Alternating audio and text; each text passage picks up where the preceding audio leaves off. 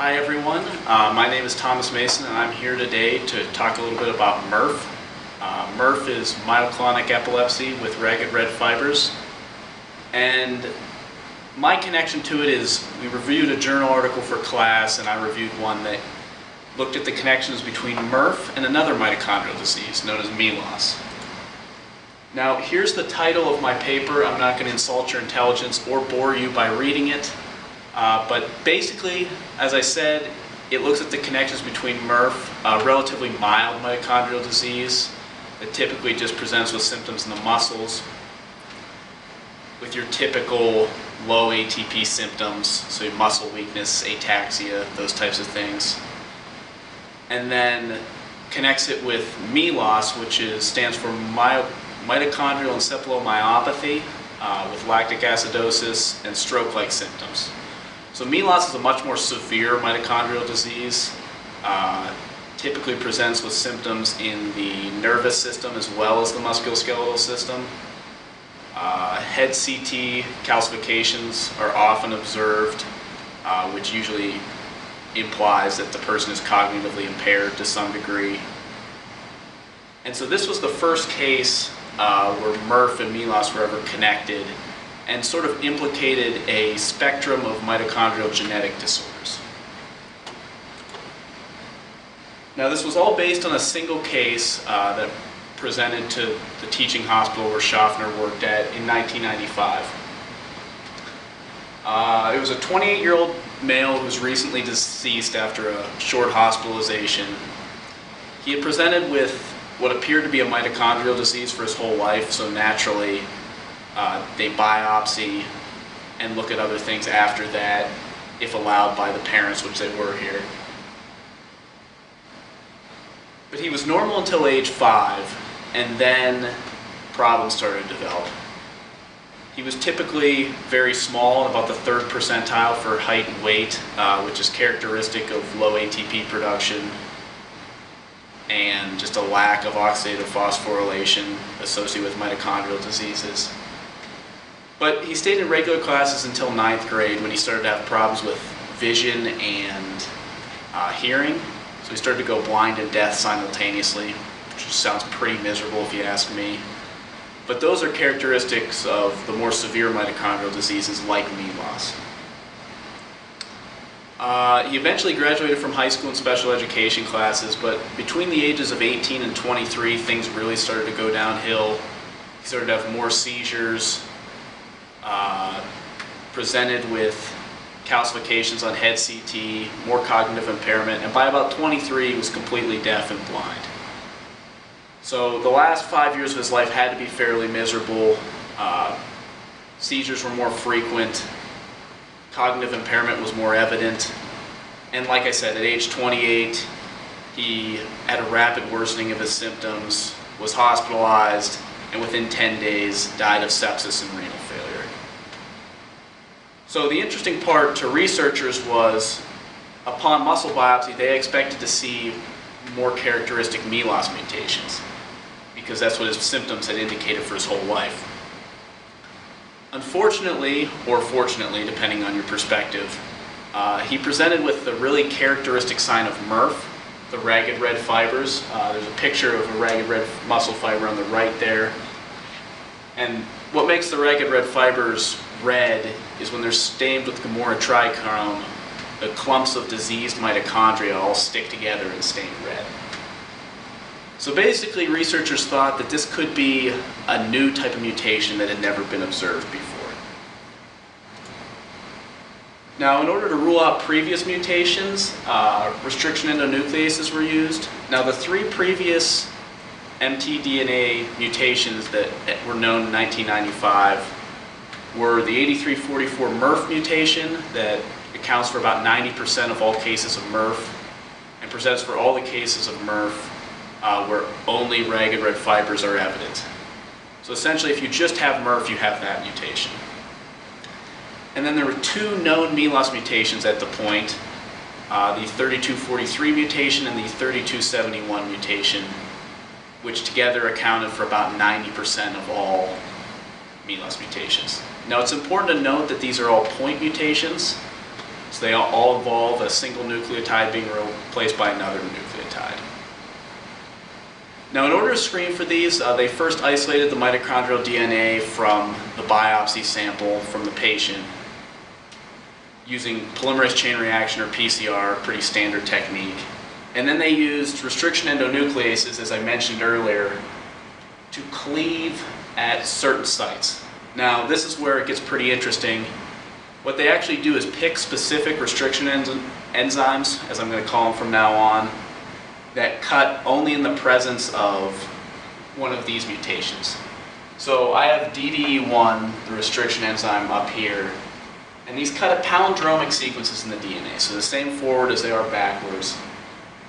And basically what Schaffner did was he picked specific restriction enzymes that would cut the mutation site if it was present. So if it wasn't present, you wouldn't see extra strand cutting. If it was, you would. And that, when visualized on a gel with oxidium bromide, as you can see over on the right, that is exactly what happened. In the fourth lane, you can see the 100 base pair portion as well as the 79 base pair portion. And that was the probands lane, so that was the patient's lane. Clearly there's some cutting of the 100 base pair strand, which suggests that some sort of mutation was present. Now, what's really interesting that's not shown on that gel, that wasn't shown in the figure, is that they couldn't figure out the length of the other strand. Typically you'd think it would be 21 base pairs, just because 79 plus 21 equals 100. That would suggest a point mutation. But there was a significant amount of what's known as heteroplasmicity between the 20 and the 21 strand. So this kind of suggested there could be a deletion present, which would be interesting because it would be the first characterized deletion that caused a disease in the mitochondrial DNA at the point this study was done in 1995. So to test for this definitively, they did what is known as DNA sequencing via the dye-terminator method. Now, the dye-terminator method is now pretty standard, but back in 1995 it was really cutting edge and revolutionary, so I'm going to go into it just a little bit. So basically, in order to sequence your DNA, you use a single pot solution of the 4 nucleoside triphosphates that make up DNA, and then 4 dideoxynucleoside triphosphates that are all labeled with different fluorescent dyes. Now, what these allow you to do is terminate your polymerase chain reaction. So when they add, they don't have a 3' nucleophile to attack the next nucleobase. So they stop the reaction. They stop the length of your strand right there. And that's going to be important in a minute when we get to the separation portion of this. And then, of course, you have your template DNA, and then you have the appropriate DNA polymerase and primers so you can amplify the sequence of interest. So they amplified about a 200 base pair stretch along where they wanted to. And so once you run your PCR, because you have these ddNTPs in solution, what happens is you end up with a variety of different strand lengths. If you run your PCR for long enough, in theory, you should have every strand length. So you should have every strand length from 2, because you can't have 1, because you can't terminate a sequence of 1. You should have every strand length from 2 to 200. And what you can then do is separate these via capillary electrophoresis, which we looked at a gel on the previous slide. That's a form of electrophoresis. Capillary electrophoresis is simply just a really sensitive form of electrophoresis that you can separate by single nucleobases. And so when they do that and pass it through a fluorescence analyzer, since each of the ddNTPs have a different fluorescent dye tagged on them, they can determine the sequence. So that process is shown on the right here, where the lowest molecular weight, so the shortest strands, will pass through first. The analyzer detects the appropriate dye there and records that, all the way up to the longest strands with their appropriate dye. And so the analyzer can give you your sequence based on what's known as the dye-terminator method. Now, just in case you're curious, this is much better than the previous method, which involved 4 reactions, and I'm sure Dr. Scott would note is a pretty miserable process. He actually mentioned to me that people did their whole PhDs on sequencing 1 gene using this method. So it sounds pretty horrific compared to what we have now. But this was one of the first times this was ever used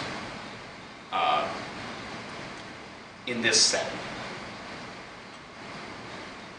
So what they found out from the DNA sequencing was that there actually was a deletion at the 3271 position. So instead of the previously recorded T to C point mutation at the 3271 position, there was a deletion of a thymine residue.